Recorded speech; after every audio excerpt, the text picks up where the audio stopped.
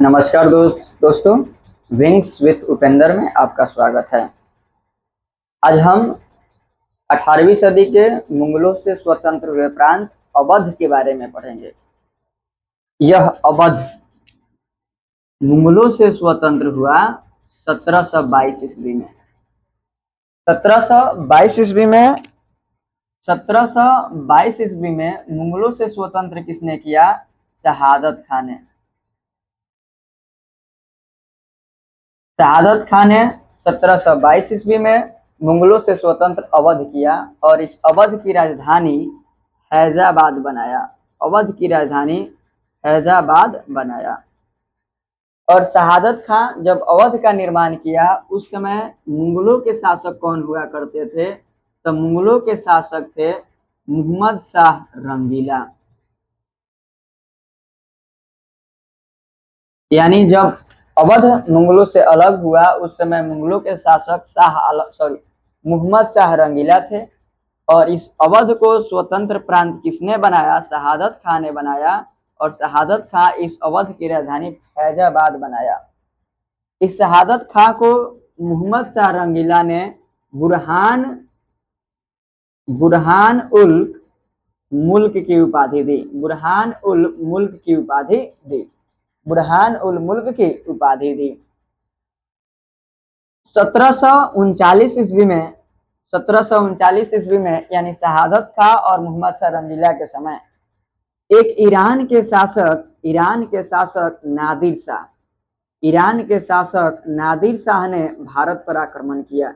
Iran के शासक नादिर शाह ने भारत पर आक्रमण किया और यह भारत के हरियाणा के करनाल क्षेत्र पर पहले आक्रमण किया और 1739 ईस्वी में करनाल क्षेत्र को जीत लिया। और करनाल जीतने के बाद 1739 ईस्वी में ही मुहम्मद शाह रंगीला के प्रांत दिल्ली पर आक्रमण किया।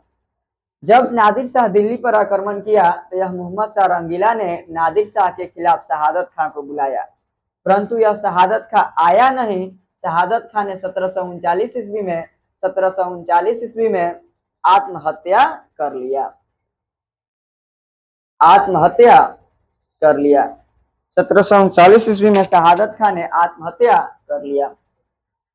तो यह नादिर शाह, इसके बाद नादिर शाह दिल्ली पर आक्रमण कर दिल्ली को जीत लिया। और दिल्ली जीतने के बाद मुगलों के पास मयूर सिंहासन था। मुगलों के पास जो मयूर सिंहासन था और कोहिनूर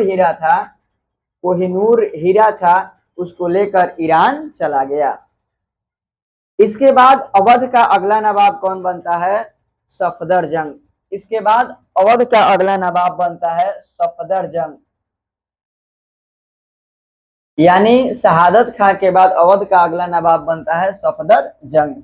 और सफदरजंग के समय इस मुगलों के अगला नवाब कौन बनता है? तो मुहम्मद अहमद शाह। और मुहम्मद अहमद शाह ने इस सफदरजंग को अपना वाजिर मानता है। वाजिर का मतलब होता है मंत्री, सलाहकार। इसीलिए इस सफदरजंग को इतिहास में नवाब वाजिर कहा जाता है। इस सफदरजंग के बाद इस अवध का अगला नवाब सुजाऊ दौला बनता है। और सुजाऊ दौला के समय इतिहास में दो प्रसिद्ध युद्ध होते हैं। पहला युद्ध था 1761 के पानीपत का तृतीय युद्ध। और दूसरा युद्ध था 1764 के बक्सर का युद्ध। इस बक्सर के युद्ध में भारतीय सेना के योर से यही सुजाऊ दौला सेना का नेतृत्व किया था। और पानीपत के तृतीय युद्ध किसके बीच हुआ था? तो अफगान शासक एवं मराठा के बीच। इस अफगान शासक की ओर से कौन था? अहमद शाह अब्दाली।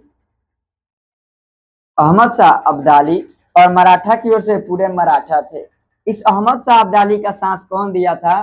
तो सुजाऊ दौला साथ दिया था। जिसके कारण यह क्या हुआ, इस पानीपत के तृतीय युद्ध में मराठा की हार हुई और अहमद शाह अब्दाली की जीत हुई। अहमद शाह अब्दाली की जीत हुई, मराठा की हार हुई और अहमद शाह अब्दाली की जीत हुई।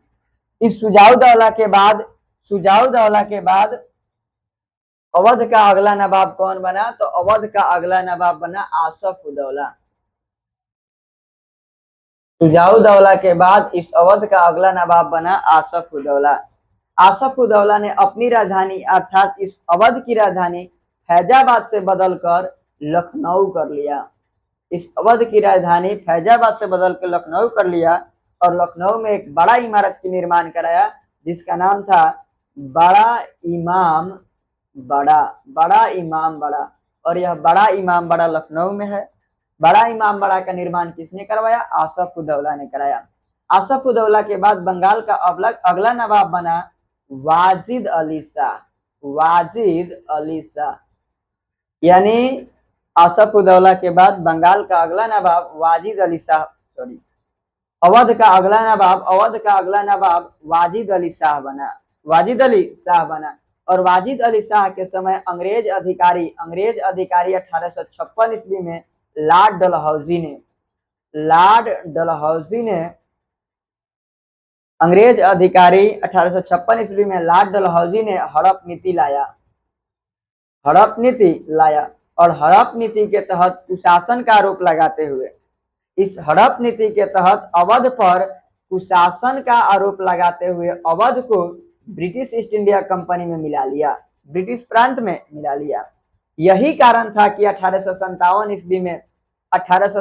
ईस्वी में जो सैनिक विद्रोह हुआ या भारत की प्रथम स्वतंत्रता संग्राम हुई, उसमें अवध की ओर से सेना का नेतृत्व इस वाजिद अली शाह की पत्नी बेगम हजरत महल ने नेतृत्व किया था। आइए यहाँ से पानीपत का युद्ध आया है तो पानीपत के भी बारे में जान लेते हैं। और जो नादिर शाह कोहिनूर हीरा और मयूर सिंहासन ले गया है वह वर्तमान में कहाँ है। तो आइए, पानीपत के इतिहास में 3 युद्ध हुआ है। एक पानीपत का प्रथम युद्ध और पानीपत के प्रथम युद्ध बाबर और इब्राहिम लोदी के बीच हुआ था, जिसमें इब्राहिम लोदी की हार हुई और बाबर का जीत हुई। बाबर ये पानीपत के प्रथम युद्ध जीतने के बाद भारत में मुगल वंश की स्थापना किया।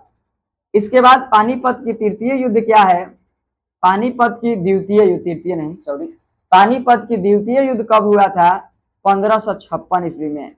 और तो वही पानीपत का प्रथम युद्ध कब हुआ था, 1526 ईस्वी में। पानीपत की द्वितीय युद्ध 1556 ईस्वी में हुआ था। किसके बीच हुआ था, तो हेमू,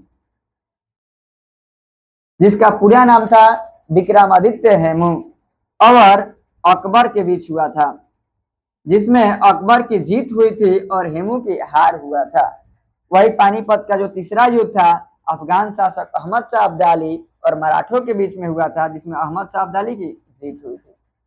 आइए, कोहिनूर हीरा और मयूर सिंहासन यानी जो अंग्रेजों के मुकुट कुर्सी होता है वही मयूर सिंहासन है, सोना का था। और कोहिनूर हीरा यह भारत में मुगलों के शासक मोहम्मद शाह रंगीला से छीनकर ये ईरान लेकर गया। और ईरान में नादिर शाह के बाद जो शासक हुए उसके पास था, इसके बाद अगले शासक के पास था। एक समय ऐसा आया कि ईरान के शासक ने लाहौर के शासक राजा रंजीत सिंह को दे दिया। यानी यह कोहिनूर हीरा भारत के जो लाहौर क्षेत्र था, उस समय लाहौर भारत में हुआ करता था, आज पाकिस्तान में है। भारत के जो लाहौर क्षेत्र के राजा थे, राजा रंजीत सिंह, उसको अफगान शासक ने दे दिया। और राजा रंजीत सिंह के बाद जब अंग्रेज अधिकारी आया इंग्लैंड से, तो इस कोहिनूर हीरा और मयूर सिंहासन को इंग्लैंड लेकर चला गया। हाल फिलहाल में करंट के अकॉर्डिंग यह कोहिनूर हीरा इंग्लैंड में है और मयूर सिंहासन। बस आज के लिए इतना ही सा, धन्यवाद।